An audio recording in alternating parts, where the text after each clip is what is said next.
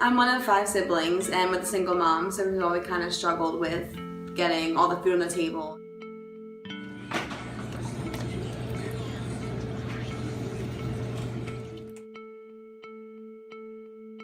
$42 million Americans are food insecure.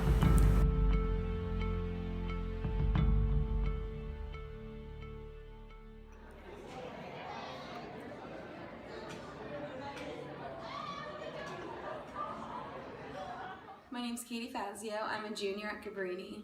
I'm one of 5 siblings and with a single mom, so we've always kind of struggled with getting all the food on the table and getting healthy food on the table and stuff like that. So it was something that's always kind of been in my life, and I'm someone who, if I see like an opportunity to help other people, then I'll definitely jump towards it, because that's just, what I've been raised around. So with that being said, that's kind of what made me want to start the Food Recovery Network, and then being an education major and seeing how it can affect children who are going through food insecurity and all that kind of stuff. So my name's Thomas O'Donnell, a professor, a fellow at Cabrini University, and I teach classes on food insecurity and hunger. And now there's really 4 terms that are gaining popularity that are actually measured, one of which would be food secure. So that would be like most of the people that we know that really have no problem at all getting the food they need, healthy food. Then there's people that have low food security, and those folks are making regular decisions that are impacting what they buy and serve to their family.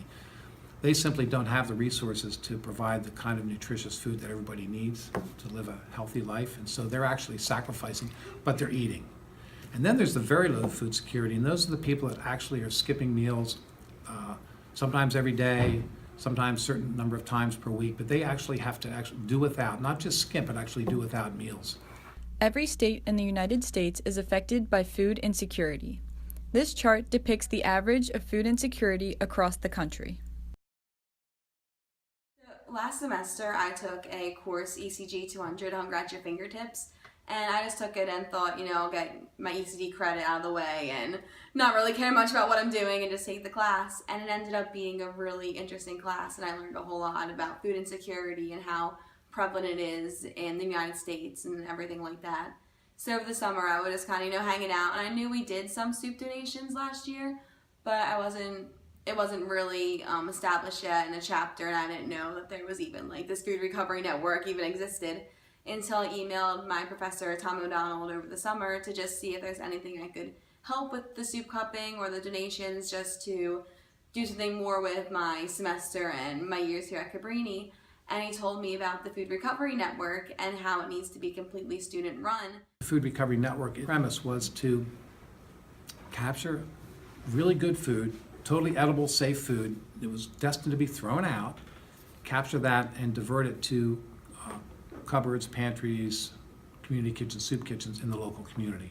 Recently, I got an email from Snap Kitchen, who saw our Food Recovery Network on Instagram, and asked if we would be able to pick up their food, that they have their surplus food, on Tuesday mornings and then deliver it to either Salvation Army or Martha's Choice Cupboard or any other places that would accept this food. So I just thought that was awesome that now I'm getting community outreach who see what we're doing here at Cabrini, and they want to help out us too, and then they want to also help out the community.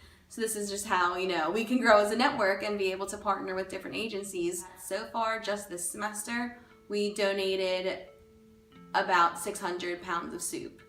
And then in the whole 2 semesters we've been doing it, we've donated over 1,000 pounds of soup. So what I would like to see happen is for particularly the student population in Cabrini that's interested in this topic, pull together and elevate the conversation and the activities around food insecurity in this area and elsewhere, such that maybe even one day, small Cabrini University could become a center for analysis, or study of food insecurity. It's all about networking and all about expanding and just helping out more, because now we can get fresh food from Snap Kitchen and bring it to other people who are in need, so they can have a meal that day and they don't have to wait for the soup to defrost. They can have a hot meal that day, which is awesome.